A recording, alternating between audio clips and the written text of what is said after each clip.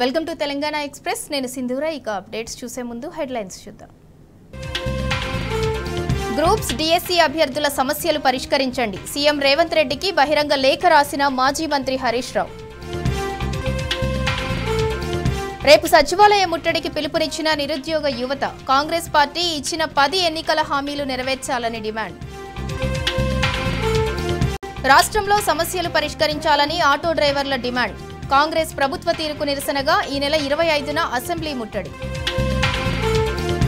రాష్ట్రంలోని నిరుద్యోగులకు అండగా ఉంటామన్న కేటీఆర్. Job calendar release. 2 లక్షల ఉద్యోగాలు భర్తీ చేయాలని డిమాండ్. ఉద్యమాన్ని అణిచివేయాలని చూస్తే మరింత ఉధృతం చేస్తాం. నిరుద్యోగుల పట్ల కాంగ్రెస్ ప్రభుత్వం తీరు సరికాదన్న రాకేష్ రెడ్డి. 46 ఏళ్ల ఉత్కంఠకు తెరపడిన వేళ. తెరుచుకున్న పూరీ జగన్నాథుడి రత్న బండారు. కాంగ్రెస్ ప్రభుత్వంపై నిరుద్యోగులు జంగ్ సైరన్ మోగించారు. ఉద్యోగాల భర్తీతో పాటు దాదాపు 10 డిమాండ్ల పరిష్కారం కోసం పోరుబాట పట్టారు.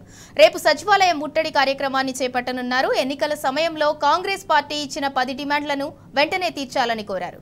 గ్రూప్ 1 మెయిన్స్ కు 1:100 నిష్పత్తి అమలు, 2 లక్షల ఉద్యోగాల భర్తీ, జాబ్ క్యాలెండర్, 3 నెలల డిఎస్సి పరీక్షల వాయిదా, గ్రూప్ 2 3 పరీక్షల వాయిదా, పోస్టుల సంఖ్య పెంపు తదితర హామీలను నెరవేర్చాలని కాంగ్రెస్ ప్రభుత్వాన్ని డిమాండ్ చేశారు. సచివాలయ ముట్టడిలో రాష్ట్రంలోని నిరుద్యోగ యువత, వివిధ పరీక్షలు రాసే అభ్యర్థులు భారీగా తరలివచ్చే అవకాశం ఉంది. మరోవైపు ముట్టడి కార్యక్రమానికి బీసీ సంక్షేమం సంఘం జాతీయ నేత ఆర్ కృష్ణయ్య, బీఆర్ఎస్ నేత ఆర్ఎస్ ప్రవీణ్ కుమార్, నిరుద్యోగ సమాఖ్య వ్యవస్థాపక అధ్యక్షుడు రాజారాం యాదవ్తో పాటు పలువురు మద్దతు తెలుపనున్నారని నిరుద్యోగ యువత ప్రకటించింది.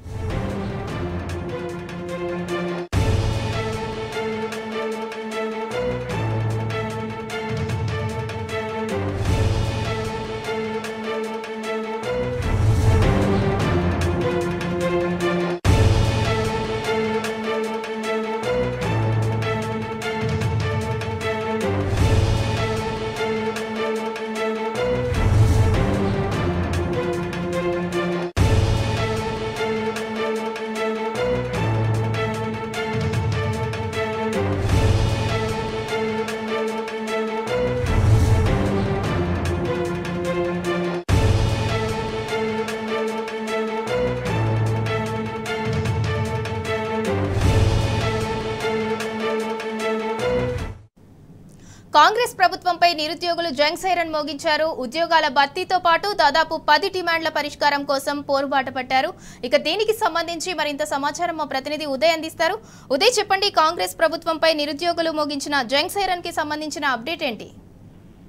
రైట్ సింధుర, ఏదైతే కాంగ్రెస్ ప్రభుత్వం అంటే ఏర్పడిన కొత్తలో నుంచి కూడా నిరుద్యోగులకు సంబంధించి ఎప్పటికప్పుడు అంటే మేము జాబ్ నోటిఫికేషన్ వేస్తామని చెప్పేసి మొండి వైఖరి చూపిస్తున్న పరిస్థితి కనిపిస్తా ఉంది. ఏదైతే ఈ రోజు డిఎస్సికి సంబంధించి పోస్ట్ పోన్ చేయాలని చెప్పేసి గత కొద్ది రోజుల నుంచి కూడా నిరుద్యోగులు నిరాహార దీక్ష చేస్తున్న నేపథ్యంలో కూడా ఈరోజు బట్టి విక్రమార్క అంటే కాంగ్రెస్ ప్రభుత్వం నుంచి బట్టి విక్రమార్క డిప్యూటీ సీఎం గారు ప్రెస్ మీట్ పెడుతున్న నేపథ్యంలో కూడా వారు చెప్పిన విధానాన్ని బట్టి వారు క్లారిటీ మాకు ఇయ్యలేదు, సో మేము కరాఖండిగా మేము ధర్నా నిర్వహించబోతున్నామని చెప్పేసి కూడా నిరుద్యోగులు తెలుపుతున్న పరిస్థితి కనిపిస్తా ఉంది. ఏదైతే 10 డిమాండ్ల పరిష్కారమే లక్ష్యం, నిరుద్యోగ యువత రాష్ట్రంలో కూడా నిరుద్యోగుల డిమాండ్ల పరిష్కారం కోరుతూ రేపు ఏదైతే సచివాలయం ముట్టడి కార్యక్రమాన్ని కూడా యథావిధిగా కూడా కొనసాగించబోతామని కూడా చెప్తున్న పరిస్థితి కనిపిస్తా ఉంది. ఎన్నికల్లో కాంగ్రెస్ పార్టీ ఇచ్చిన 10 హామీల ప్రధాన డిమాండ్లకు సంబంధించి పరిష్కారం చేయాలని కూడా ఇప్పటికే నిరుద్యోగులు కూడా ఆందోళన వ్యక్తం చేస్తున్న పరిస్థితి కనిపిస్తా ఉంది. ఏదైతే గ్రూప్ 1 సంబంధించి ఇప్పటికే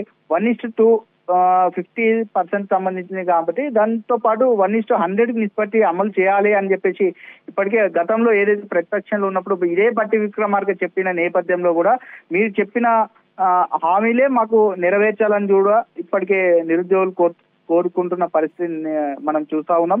అయితే 2 లక్షల ఉద్యోగాలు భర్తీ చేయాలి, జాబ్ క్యాలెండర్, దాంతోపాటు 3 నెలలు డిఎస్సి వాయిదా వేయాలని కూడా ఇప్పటికే పలు రకాలుగా కూడా మేము ధర్నాలు నిర్వహించినా కూడా ప్రభుత్వం ఇప్పటికి కూడా ఎలాంటి స్పందన లేదని కూడా నిరుద్యోగులు అసహనం వ్యక్తం చేస్తున్న పరిస్థితి కనిపిస్తా ఉంది.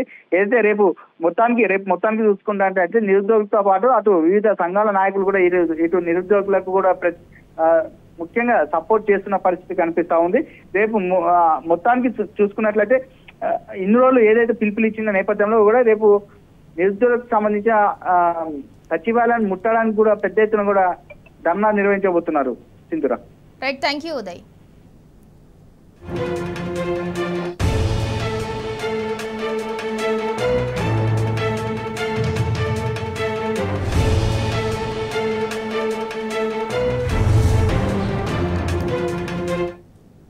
రాష్ట్రంలోని నిరుద్యోగులకు బీఆర్ఎస్ అండగా ఉంటుందన్నారు పార్టీ వర్కింగ్ ప్రెసిడెంట్ కేటీఆర్. ఎన్నికలకు ముందు 2 లక్షల ఉద్యోగాలు కల్పిస్తామన్న రేవంత్ రెడ్డి ఇప్పటి వరకు ఒక్క ఉద్యోగాన్ని కూడా భర్తీ చేయలేదని ఆయన ఎద్దేవా చేశారు.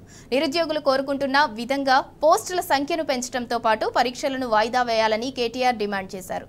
రానున్న అసెంబ్లీ సమావేశాల్లో జాబ్ క్యాలెండర్ కోసం రాష్ట్ర ప్రభుత్వాన్ని నిలదీస్తామని కేటీఆర్ స్పష్టం చేశారు.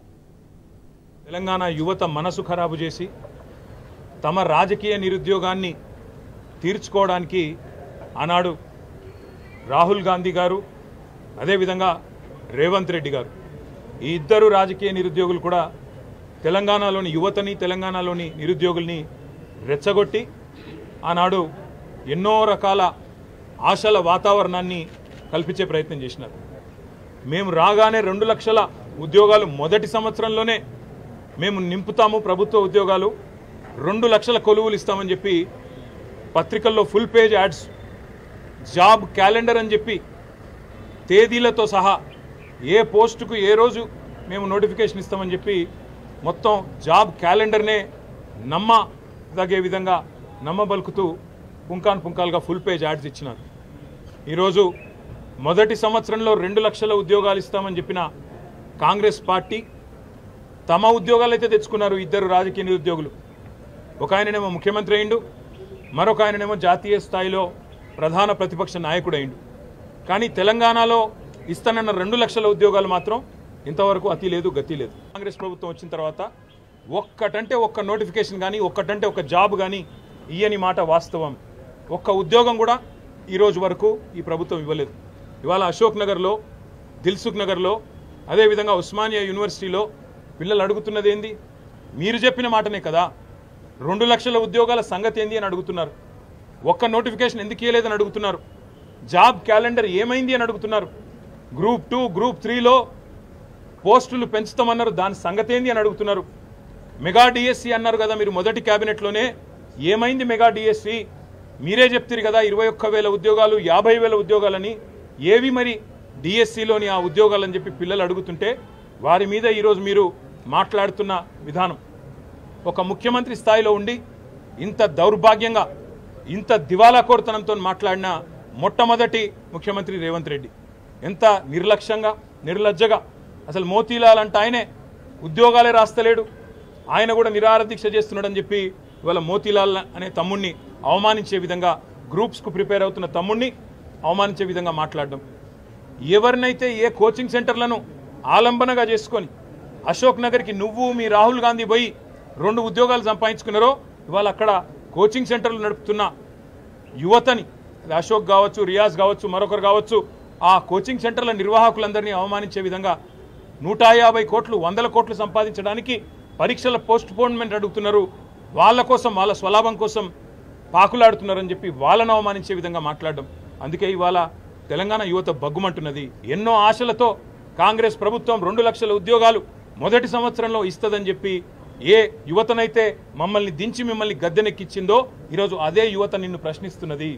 రేవంత్ రెడ్డికి అందుకే చెప్తా ఉన్నాం, 7 నెలలు అయిపోయింది, 8వ నెలలో నీ ప్రభుత్వం అడుగుపెట్టింది. ఈ 8 నెలల్లో ఒక్క నోటిఫికేషన్ ఇవ్వలేదు.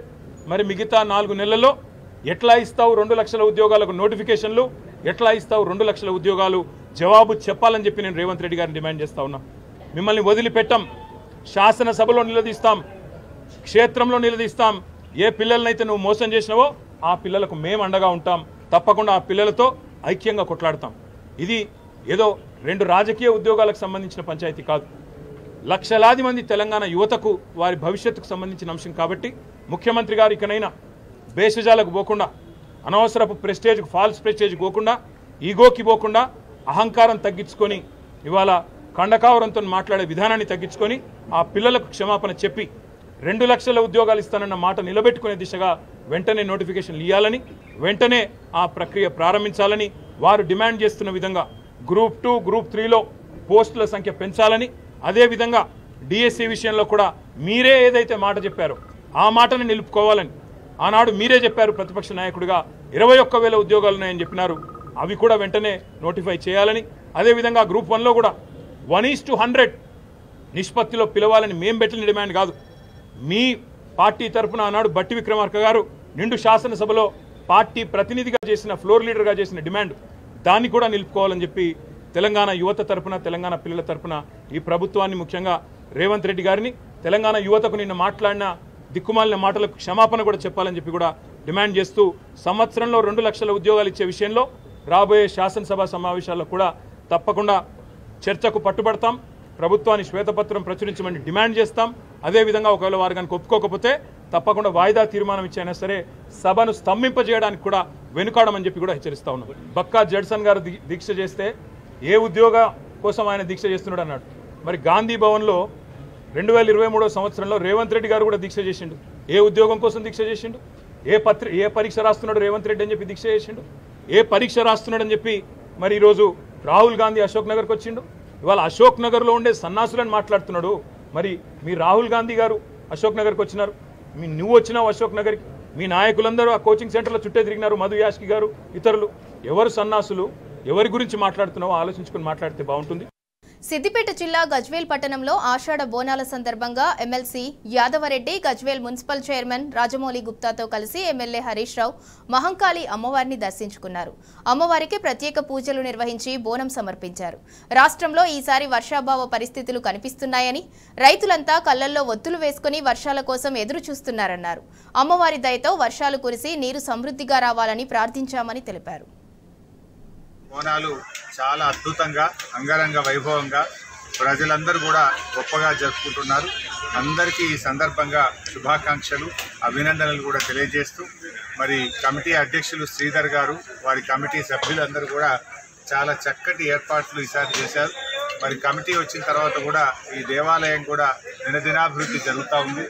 ఈ మధ్యనే మరి దేవాలయం ముందు కూడా చక్కటి రోడ్డు కూడా మా స్థానిక కౌన్సిలర్ గారు, మా చైర్మన్ గారు కలిసి చక్కటి రోడ్డు కూడా నిర్మాణం చేయడం జరిగింది.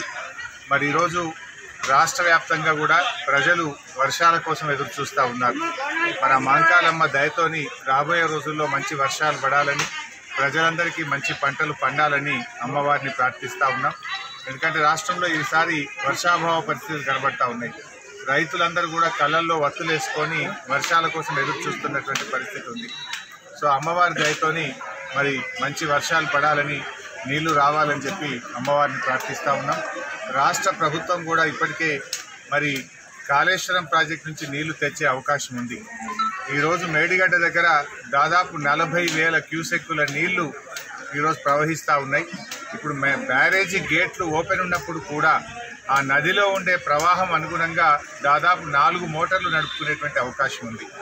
ఎందుకంటే ఈ కరువు పరిస్థితుల్లో కాళేశ్వరం నీళ్లు తెచ్చి చెరువులు నింపుకుంటే రైతాంగానికి మంచి పంటలు పండేటువంటి అవకాశం ఉంది. ప్రభుత్వం పంతాలకు, పట్టింపులకు, బేసిజాలకు పోకుండా కాళేశ్వరం మోటార్లు ప్రారంభించి మరి ఇటు మిడ్మానేర్ కానీ, అనంతగిరి కానీ, రంగనాయక్ సాగర్ కానీ, మల్లన్న సాగర్ కానీ, కొండపోచమ్మ సాగర్కు నీళ్లు తీసుకొచ్చి ఈ ప్రాంతంలో చెరువులన్నీ కూడా నింపాలని, పంటలకు నీళ్లు అందించాలని ప్రభుత్వం వెంటనే మోటార్లు ఆన్ చేయాలని చెప్పి ఈ కరువు పరిస్థితుల్లో, ఎందుకంటే తాగునీటికి, సాగునీటికి మరి ఇబ్బంది రాకుండా ఉండాలంటే మోటార్లు స్టార్ట్ చేసి నీళ్లు పంపింగ్ను వెంటనే ప్రారంభించాలని చెప్పి కోరుతాం. పార్టీ ఫిరాయించిన ఎమ్మెల్యేలతో బీఆర్ఎస్ కు ఎలాంటి ఫరక్ పడదన్నారు ఆ పార్టీ ఎమ్మెల్యే పాడి కౌశిక్ రెడ్డి. తెలంగాణ భవన్లో మీడియాతో మాట్లాడిన ఆయన దానం నాగేందర్ పై ఫైర్ అయ్యారు. దానం నాగేందర్ తో సహా బీఆర్ఎస్ ను వీడిన 9 మంది ఎమ్మెల్యేలు తమ శాసనసభ సభ్యత్వాలకు రాజీనామాలు చేయాలని కౌశిక్ రెడ్డి డిమాండ్ చేశారు. నిన్న దానం నాగేందర్ గారు కేటీఆర్ గారి మీద మాట్లాడిన మాటలకి నేను తీవ్రంగా ఖండిస్తున్నా అని చెప్పి సందర్భంగా తెలియజేస్తా ఉన్నాను. ఇలా ఒకటే అడుగుతున్నా దానం నాగేందర్ గారిని, మీరు మీ స్థాయి తగ్గట్టు మాట్లాడితే మంచిగుంటుంది, మీ స్థాయి మర్చిపోయి మీరు మాట్లాడడం మంచి పద్ధతి కాదని చెప్పి నేను దానం నాగేందర్ గారు కూడా విజ్ఞప్తి చేస్తూ ఉన్నాను. ఒకటే అడుగుతున్న దానం నాగేందర్ గారిని, మీరు 22 జూన్ 2018 నాడు మీరు కాంగ్రెస్ పార్టీకి రాజీనామా చేసి బీఆర్ఎస్ పార్టీలో చేరిన నాడు కాంగ్రెస్ పార్టీ అనేది తీవ్రమైన అన్యాయం చేస్తుంది, అనేది దానం నాగేందర్ గారు ఆ రోజు మాట్లాడి బీఆర్ఎస్ పార్టీలో చేరి కేసీఆర్ గారి దయ వల్ల ఎమ్మెల్యేగా గెలిచి 2 సార్లు మళ్ళా ఇలా కేసీఆర్ గారిని కేటీఆర్ గారిని విమర్శించే స్థాయి నీది అయిపోయిందా? మీ ముఖ్యమంత్రి అయిన రేవంత్ రెడ్డి గారు నేను ఏమని తిట్టిరో ఒకసారి నువ్వు చూసుకున్నావా? రేవంత్ రెడ్డి గారు ఏమన్నారు? పంజగుట్ట చౌరస్తాలో దివాన్షి దగ్గర బీడీలు అమ్ముకునేటోడు దానం నాగేంద్ర అన్నాడు. మరి నేను ఒక్కటే అడుగుతున్నా, నీ బీడీలు అమ్ముకునేటోనివి నువ్వు మరి ఇన్ని వేల కోట్ల రూపాయలు నువ్వు ఎట్లా సంపాదించినావు? ఇలా హైదరాబాద్లో నీకంటే ఎక్కువ హరాస్మెంట్ చేసేటోడు కూడా ఉన్నాడా? ఇలా బిడ్డ నువ్వు చేసిన కబ్జాలు, నువ్వు ఇబ్బంది పెట్టిన నీ బాధ్యతలు చాలామంది నాకు అప్రోచ్ అయ్యారు. నీ సంగతి, నువ్వు చేసిన అవినీతి, నువ్వు చేసిన ల్యాండ్ కబ్జాలు, నువ్వు ఇప్పుడు ఇల్లు కట్టుకున్న ఇల్లు దగ్గర పక్కన ల్యాండ్ వాళ్ళని ఎంత ఇబ్బంది పెట్టినావో, అసలు ఏడ కట్టినో నీ అక్రమాలు కూడా మొత్తం కూడా త్వరలోనే బయట పెడతాము. నువ్వు సంపాదించిన అక్రమ సొమ్ముని ఖచ్చితంగా బయట పెడతాము. నీకు అంత రేషం ఉంటే, నీకు నిజంగా అంత రేషం ఉంటే కేసీఆర్ కేటీఆర్ గారు పెట్టిన భిక్షకి నీ ఎమ్మెల్యే పదవికి రాజీనామా చేసి మళ్ళీ పోటీ చేయరాదా? నీకు అంత దమ్ముంటే దానం నాగేందర్తో పాటు 9 మంది పార్టీ పెట్టిన వేళ ప్రతి ఎమ్మెల్యేలు రాజీనామా చేసి మళ్ళీ పోటీ చేయండి. మీ సంగతి ఏందో ప్రజలు చెప్తారు. మన బీఆర్ఎస్ పార్టీ కార్యకర్తలు అందరూ కూడా ఎవరు అధైర్యపడాల్సిన అవసరం లేదు. ఇలా నాలాంటి ఎమ్మెల్యేలు మేమందరం కూడా మీ అందరి కృషితోని కేసీఆర్ గారి నాయకత్వంలో గెలిచిన వాళ్ళం. మీకు మాటిస్తా ఉన్నాం, ఇట్లాంటి అమ్ముడు పోయే ఎమ్మెల్యేలు ఎవరున్నా కూడా మనం అధైర్యపడాల్సిన అవసరం లేదు. మనకి బలమైన నాయకత్వం కేసీఆర్ గారు ఉన్నారు, కేటీఆర్ గారు ఉన్నారు, హరీష్ రావు గారు ఉన్నారు. వాళ్ళ నాయకత్వంలో అద్భుతంగా మళ్ళా మనము అధికారంలోకి వస్తాము. పార్టీతో నడుస్తా తప్పితే ఈ పోయిన ఎమ్మెల్యేలతో మాకు ఏ మాత్రం కూడా ఫరక్ పడేది ఏమీ లేదు. కాబట్టి ఎవరు తొందరపడి నిర్ణయాలు తీసుకోకర్రి. మీరు తీసుకొని పోతే మీరే ఇబ్బంది పడతారు ఫ్యూచర్లో తప్పితే దీంట్లో అయ్యేదేం లేదు. ఆటో డ్రైవర్ల సమస్యలను వెంటనే పరిష్కరించాలని బీఆర్టీయూ అనుబంధ సంస్థ Telangana auto Motors drivers trade union నేతలు డిమాండ్ చేశారు. ఈ నెల 25న అసెంబ్లీ ముట్టడిస్తామని పిలుపునిచ్చారు. ఆటో డ్రైవర్లకు ఇస్తానన్న 12,000 రూపాయల పథకాన్ని వెంటనే అమలు చేయాలన్నారు. రవాణా రంగ సంక్షేమ బోర్డు వెంటనే ఏర్పాటు చేయాలని, చట్ట విరుద్ధంగా తిరుగుతున్న ఓలా, ఊబర్, ర్యాపిడో, 2-వీలర్ వాహనాలను రద్దు చేయాలని కోరారు. బీఆర్ఎస్ పార్టీ అనుబంధ ట్రేడ్ యూనియన్గా ఉన్నటువంటి తెలంగాణ ఆటో డ్రైవర్స్ యూనియన్ రాష్ట్ర కమిటీ, అదేవిధంగా మా గ్రేటర్ హైదరాబాద్ 2 కమిటీలు సమావేశం తెలంగాణ భవన్లో ఏర్పాటు చేసుకున్నారు. ఆటో డ్రైవర్లు అందరూ కూడా అన్ని జిల్లాల నుంచి వచ్చినటువంటి కమిటీలన్నీ కూడా కాంగ్రెస్ ప్రభుత్వము మాకు ఎన్నికల కంటే ముందు ఇచ్చినటువంటి హామీ మాకు మోసం చేసింది. సంవత్సరానికి 12,000 రూపాయలు ప్రతి ఆటో డ్రైవర్లకు ఇస్తామని చెప్పేసి ఎన్నికల్లో హామీ ఇచ్చారు. తద్వారా మేము మోసపోయి ఓట్లు వేసాం. ఆ 12,000 ఇవ్వడం లేదు.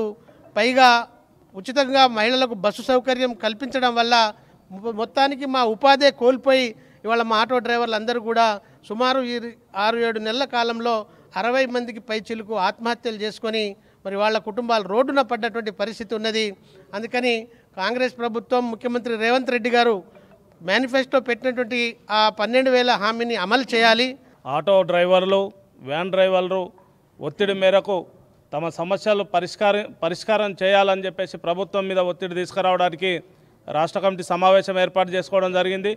ఆ రాష్ట్ర కమిటీ సమావేశంలో ఈ నెల 25న చలో అసెంబ్లీ కార్యక్రమానికి పిలుపునివ్వడం జరిగింది. దీనికి సంపూర్ణ మద్దతు బీఆర్టీయూ తరఫున మేము ఇస్తున్నాం.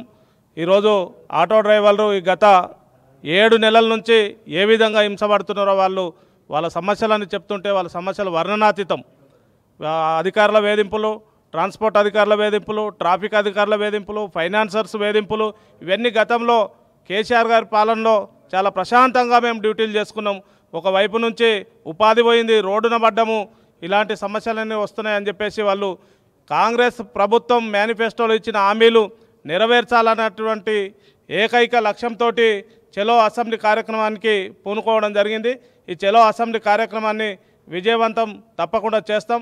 మేము సంపూర్ణ మద్దతు ఇచ్చి వారి సమస్యలు పరిష్కరించి కార్మికుల యొక్క శ్రేయస్సు కోసం మేము సంపూర్ణ సహకారం అందిస్తున్నాం.